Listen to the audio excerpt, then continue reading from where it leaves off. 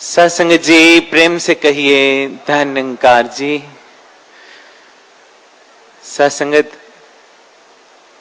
कहते हैं कि चांद अधूरा है सितारों के बिना, गुलशन अधूरा है बहारों के बिना, समंदर अधूरा है किनारों के बिना, और ए मेरे सतगुरु मेरा ये जीवन अधूरा है तेरे सहारों के बिना।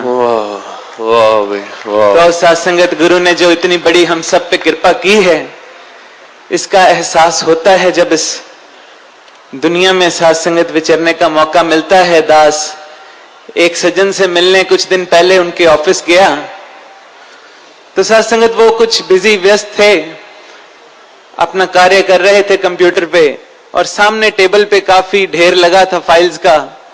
वो साथ साथ कुछ काम कर रहे थे और साथ साथ कुछ ढूंढ रहे थे। तो दास ने उनसे थोड़ी देर बाद पूछा कि शायद आपका कुछ खो गया, आप कुछ ढूंढ रहे हैं। तो कहने लगे कि हाँ मेरा चश्मा खो गया, मैं उसे ढूंढ रहा हूं। तो दास ने कहा हैरान होके कि चश्मा, वो तो आपने पहना हुआ है। तो सत्संगत एकदम हैरान हुए और कहने लगे ओहो मैं तो चश्मे से ही चश्मे को खोज रहा था। तो सत्संगत दास उस वक्त तो थोड़ा सा मुस्कुराया, मगर बाहर आकर जब अपना निरीक्षण किया तो सत्संगत फिर पाया कि यही गलती तो मैं भी करता था, और यही गलती सारा जगत भी करता था, कि ढूंढता था इन निगाहों से हर एक जहां तुझको, कि मैं आंखों से तुझको हर जगह ढूंढता था इन निगाहों से हर एक जहां तुझको, मगर इन्हीं में तो तू समाया था, ये मुझे मालूम न था। और ये सत्संगत गुरु की कृपा हुई है, ये सत्संगत हम सब पे गुरु ने कृपा की। आज का इंसान सत्संगत आज अखबार पढ़ लें या टीवी चैनल्स, न्यूज चैनल सत्संगत देखें तो मंगल पर जीवन को खोज रहा है। तो सत्संगत लेकिन सतगुरु कहते हैं कि जीवन में मंगल को खोज लो।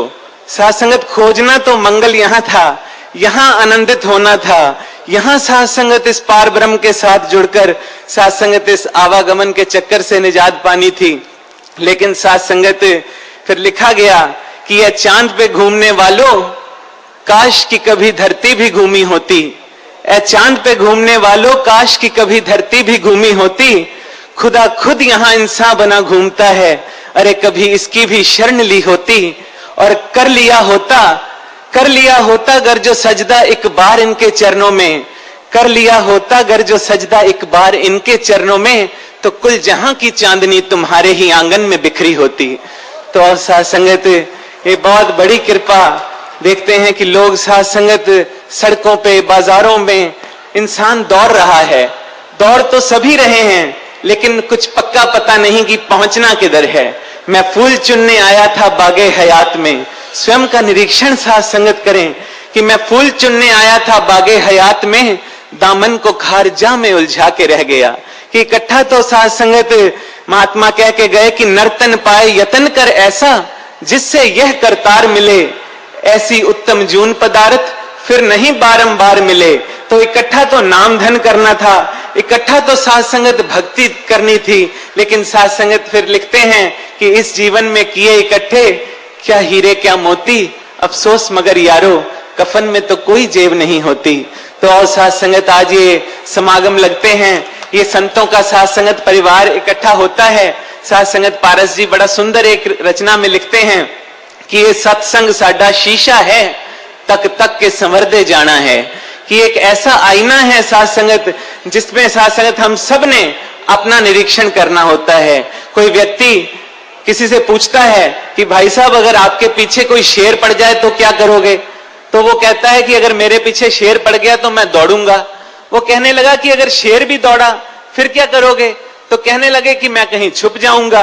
फिर सत्संगत कहा गया कि अगर शेर ने आपको ढूंढ लिया फिर क्या करोगे? तो कहने लगा फिर मैं पेड़ पे चढ़ जाऊंगा।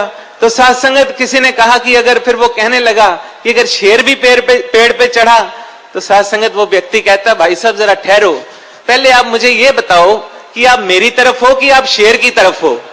तो सत्संगत हम सब ने भी अपना अपना निरीक्षण करना है कि हम गुरु की तरफ हैं या जगत की तरफ हैं। लेकिन महात्मा कहते हैं कि अक्सर होता ऐसा है कि मैं अपने अपने स्वार्थ की तरफ होता हूं, जिधर स्वार्थ होता है उधर दौड़ जाता हूं। तो कृपा करो साथ संगत, ये मार्ग समर्पण का, अभी इतनी सुंदर रचना सुन रहे थे, ये भक्ति का मार्ग केवल समर्पण का मार्ग है, इनके हो जाने का मार्ग है। बहुत यत्न किया साथ संगत, माया रंग बिरंगी जेड़ी, तेरा जी पर चांदिए, पक्की गल समझ ले मेरी, ए आंधी ते जांदिए।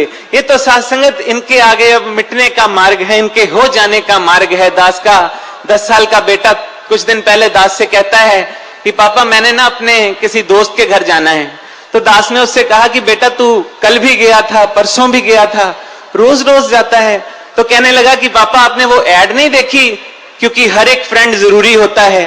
तो साथ संगत दास ने उस वक्त एक छोटा सा दृष्टांत याद आया कि साथ संगत भगवान श्री कृष्ण और सुदामा जब इकट्ठे एक ही गुरुकुल में पढ़ते थे, तो जब विद्या संपन्न हुई, दोनों वापस अपने अपने गांव की तरफ जाने लगे, तो साथ संगत सुदामा चरणों में गिर जाता है और कहता है कि भगवान मेरा तो तेरे सिवाय अब कोई मित्र ही नहीं था, कोई तेरे सिवाय कोई सखा ही नहीं, अब कैसे मेरा दिल लगेगा।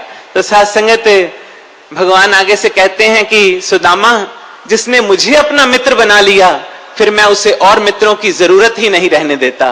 तो और साथ संगत अवतार वाणी भी कहती है कि एक रब दे बस होके रहना, होर किसे दी लोड़ नहीं, कहे अवतार ऐसे गुरसिख नू, किसे चीज दी थोड़ नहीं। तो साथ संगत कित्थों चले कित्थे पहुंचे, ये निशानी देख दे रहिए, कहां से ये यात्रा आरंभ हुई थी और कहां तक पहुंचे हैं। कबीर साहब ने अंतिम समय में लिखा था, अंतिम पड़ाव में जीवन के लिखा था कि बड़े यत्न से ओढ़ी कबीरा, ज्यों की त्यों रख दीन्ही चदरिया। कि जो चादर, जो श्वेत चादर इस ज्ञान की गुरु ने हमें ओढ़ाई है, क्या साथ संगत यही यत्न है, स्वयं को देखते रहना, स्वयं का निरीक्षण करते रहना कि वाकई क्या मेरा जीवन उस अनुसार जैसा गुरु चाहता है। क्योंकि साथ संगत बाबा जी अक्सर अपने विचारों में कहते हैं कि वो जानते हैं कि तुम मेरे दोस्त हो, दगा तुम उनको दोगे, खफा वो मुझसे होंगे। तो साथ संगत ऐसा हमारा जीवन बने। कहते हैं जब मेघनाथ का वध हुआ तो उसकी पत्नी सुलोचना रावण को कहने लगी कि मेघनाथ, उसके पति का शव यहां लंका मंगाया जाए ताकि वहीं उसका अंतिम संस्कार किया जाए। तो साथ संगत रावण कुछ सोचता है, थोड़ा सोचने के बाद कहता है सुलोचना से कि जाओ तुम खुद ही मांग लो।